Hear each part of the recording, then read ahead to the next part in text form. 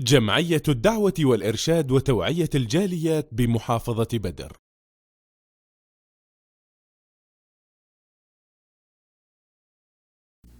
الحمد للہ رب العالمین والصلاة والسلام علی اشرف الانبیاء والمرسلین اما بعد. محترم سامعین و ناظرین، زبان کی ہلاکتوں، زبان کی بیماریوں اور زبان کی آفات اور بربادیوں میں سے ایک بہت بڑی آفت اور بربادی وہ جھوٹی گواہی دینا ہے. اپنی زبان کو کسی کے خلاف نہ حق استعمال کرنا ہے. ایسا کام جو مشہود علیہ نے کیا نہیں، صرف اس کو ذلیل و رسوا کرنے کے لیے، اس کو برباد کرنے کے لیے اس کے خلاف جھوٹی گواہی دینا، یہ بہت بڑا گناہ ہے. اور یہ اتنا بڑا گناہ ہے جو انسان کے نامہ اعمال کو نیکیوں سے خالی کر دیتا ہے.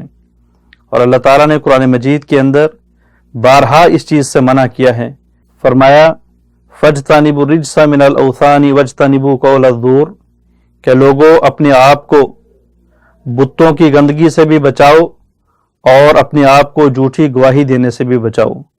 اور اللہ رب العالمین نے قرآن مجید کے اندر مومنوں کا شیوہ اور مومنوں کی خصلت یہ بیان کی ہے کہ وَالَّذِينَ لَا يَشْهَدُونَ الزُّورَ کہ مومن تو ایسے ہوتے ہیں جو جھوٹی گواہی کے قریب بھی نہیں جاتے.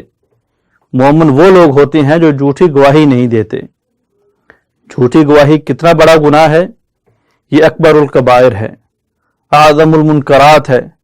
اور مشہود علیہ جس کے خلاف جھوٹی گواہی دی جا رہی ہے، اس انسان کے اوپر بہت بڑا ظلم ہے، جس کا حساب ہمیں دنیا کے اندر بھی چکانا ہے اور کل بروز قیامت بھی چکانا ہے.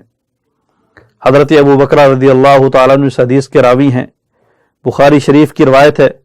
فرماتے ہیں اللہ کے رسول علیہ الصلاۃ والسلام نے فرمایا الا انبئکم باکبر الکبائر لوگوں میں آپ کو بڑے بڑے گناہوں کے بارے میں خبر نہ دوں؟ ہم نے کہا کیوں نہیں اللہ کے رسول؟ فرمایا الاشراک باللہ سب سے بڑا کبیرہ گناہ اللہ کے ساتھ شرک کرنا ہے. اور دوسرے نمبر پہ فرمایا عقوق الوالدین دوسرا کبیرہ گناہ والدین کی نافرمانی کرنا ہے، والدین کی گستاخی کرنا ہے.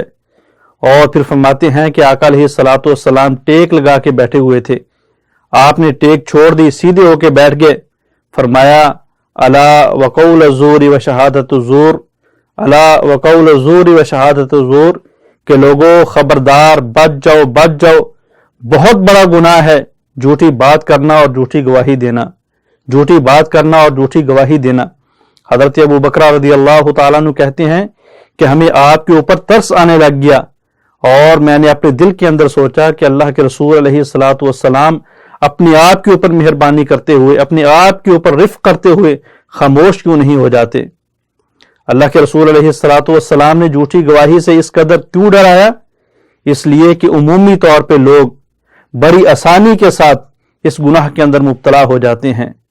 بہت ساری وجوہات ہوتی ہیں.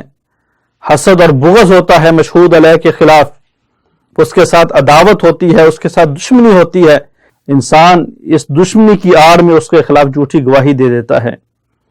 جھوٹی گواہی دینے والے کو روپے اور پیسے، مال و دولت کا طمع اور لالچ آ جاتا ہے، اس کی وجہ سے وہ اپنی نیکیوں کو برباد کر جاتا ہے.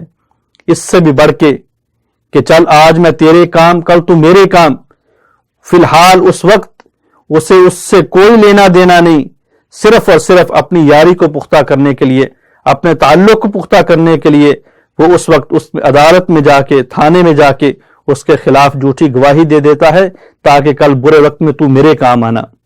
اور یاد رکھیے جھوٹی گواہی صرف عدالت کے اندر نہیں ہوتی، جھوٹی گواہی صرف تھانے کے اندر نہیں ہوتی، بلکہ اپنے ہوں یا بیگانے، چھوٹے ہوں یا بڑے، کسی کے بارے میں نہ حق بات کہہ دینا، ایسی بات کی گواہی دے دینا جو اس نے نہیں کی، یہ جھوٹی گواہی کے اندر شامل ہوتی ہے. اللہ سے دعا ہے اللہ رب العالمین ہمیں اس کبیرہ گناہ سے بچنے کی توفیق عطا فرمائے. السلام علیکم ورحمۃ اللہ وبرکاتہ.